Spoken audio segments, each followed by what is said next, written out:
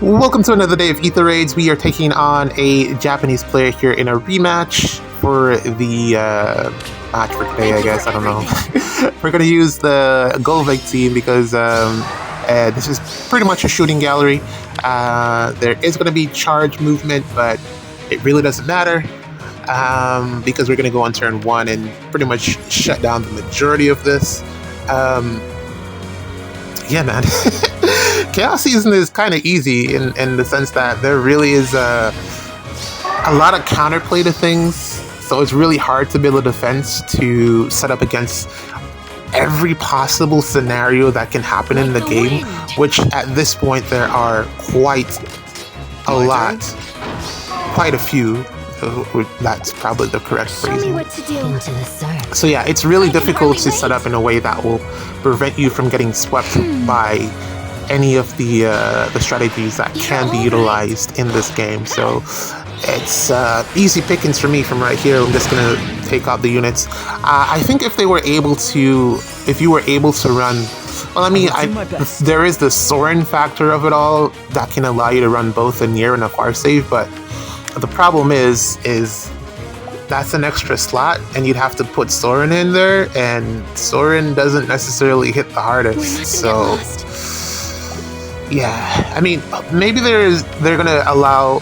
I feel like that's kind of like a Soren specific thing. So unless they give Soren like an alt or his emblem version whenever that comes out, maybe that'll have that as well. What essentially is a Soren alt.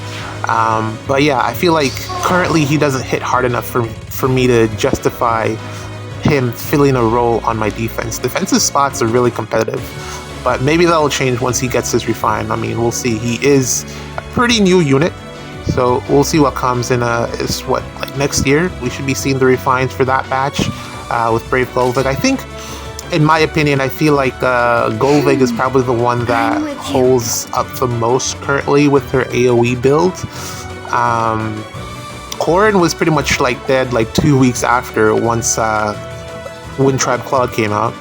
Soren, I mean, his niche is still unique, but outside of Summoner Duels, where it is a captain skill, I don't really see it having a lot of applications. I mean, even when I used it on my defense a couple of weeks ago on the Cavlan, ultimately I felt that it held back the team, and I could have just put a different nuke in that slot that I had put him in. I could have just went with Brave Edelgard instead, because it would have been automatic from turn 1 instead of having to wait on him to activate his weapon effect. If it is that he can somehow have it as like a drive or something instead of a status effect, but I think having it as a drive would be too broken actually, so it definitely needs to be a status effect. So yeah, I don't think he has a ton of viability because of the fact that most teams go on turn 1 now. Most of these plays, these offensive strategies typically go on turn 1, and if they have time to wait to set up, you're probably gonna lose. So yeah, in my opinion, I think Golveg is probably the best. I know there's one other unit on that banner in the form of Brave Robin, but his niche is kind of stolen now. Aside from the Rally Spectrum, his niche is kind of stolen now with Celica being a thing, Emblem Celica, who can just give out his entire effect as a weapon, as a emblem skill. So not that that's a bad thing. I think that definitely needed to happen to make melee units more impactful in the game. I was really struggling to see like how we could best utilize these melee units on defense, and I feel like this is probably the best way to go about doing it, giving them the ability to just warp wherever they want to go. I feel like that's probably the best way to get them some utility on Ether Raid's defense. Offense, it really doesn't matter, but defense, melee units really needed this boon. Really excited to see how people will implement it on their defense. Ultimately, it's just going to be like Hell 2.0, but better, I think, because there are a lot of better units than Hell. Sadly, Hell lost their niche, but GG's. All right, here is our another match here, another day. Mazo Mauzi? Probably. We're gonna go with the Fjorm team. As I said, Fjorm is back. Fjorm is in full power. And I guess the same could be said for most Omni tanks now, that they don't have to. Since most God Swords are red, they don't have to typically worry about Leon because of the color triangle matchup. Once they have the res to be able to overcome that, all they need is Breath of Life 4, and it doesn't even matter anymore. And the majority of them don't need their C skill the way that Fjorm needs Time Pulse 4. You could probably run like Severa, or even if you want to build up your Edward, he would probably do fairly well in that dual Leon matchup. That being said, Leon does hit kind of hard, so Fjorm probably has an advantage with her Frostbite Mirror. She is really, really good. And Edward is kind of just mimicking her in a sense with the Buffer 4 and the Godlike Reflexes build. So he's kind of just mimicking Summer Fjorm. So results may vary is what I'm saying, but yeah, God Swords I feel are back. Aside from the fact that you have a ton of blue units now that can really just blow you up because nukes hit so much harder. And also most God Swords, there still isn't a fix for speed-based damage reduction being pierceable. Once we have non-pierceable speed-based DR, then it's cooking, baby. It's gonna be cooking. But for now, I feel like we're in the early stages of it. The swing has happened, I feel like, and I'm optimistic in the trajectory that we're headed in. Yeah, so this is pretty straightforward. We're just gonna lane bait.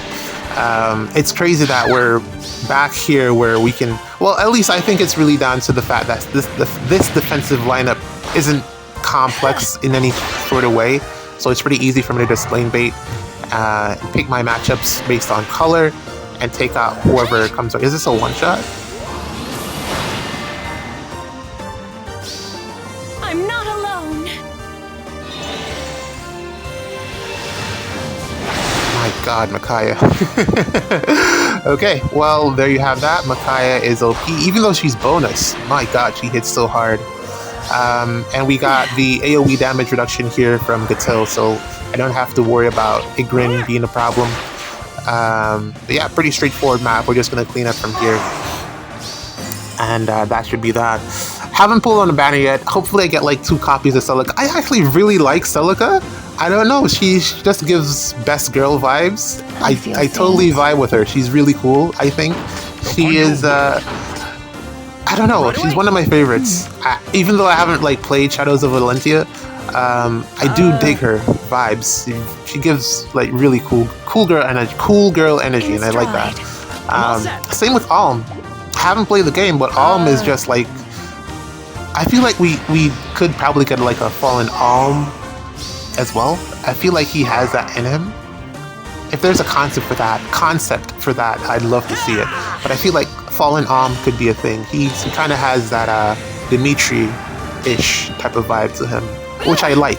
Yo, the Fallen voice lines, I think I played them last week in the defense replays.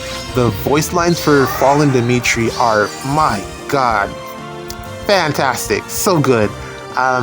It reminds me a lot of my favorite rearmed unit in terms of voice lines is Grima. Grima's rearmed Grima's voice lines are fantastic. They're so good. I think she has some of the best voice lines in the game. Whoever does her voice acting, Grima, female Grima. And then there's Dimitri's, and then there's Black Knight, the original Black Knight, of course. He has the way that, ooh, that gets me every time, man. I wish he would. I know they don't reuse the lines for alts, but I really wish they did, because those lines were so peak. I want those lines on a newer version of Black Knight, essentially. But yeah, and also like armored units get a big boon with Ascended. God, there's Ascended, there's Legendary, there's the Fairy one that got the Resplendent, there's the Brave Celica. There's so many alts, and now the Emblem Celica. Yeah, so many alts. Again, she's popular because best girl vibes. But yeah, armor units get a big boon, and immediately my thought was this would be perfect on Black Knights to have him warp around and do like a special Spiral Black Luna build instead of worrying about where to put Wings of Mercy so that he can warp, or to have someone try to activate New Year's, not New Year's, Kvaser's warp effect from her weapon. You don't have to worry about any of that. You can just have him warp in with the emblem ring and just Black Luna someone to the face. That just sounds amazing to me. But yet again, I still haven't built up my Black Knight. I was trying to get like one from Binding Worlds, but no one has one, so I'm probably gonna have to spend the grails and the orbs and the what do you call those again? Those things. The grails, the orbs, and the dragon flowers to build them up, which is gonna be really expensive. I don't look forward to that.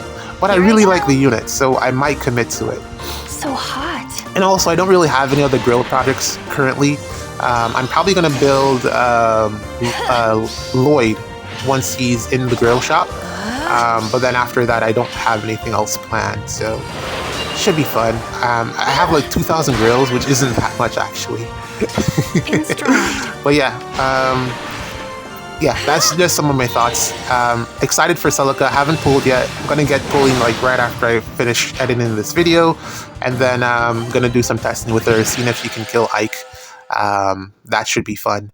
And I'm excited for defense as well with her emblem ring. GG's. See you in the next one.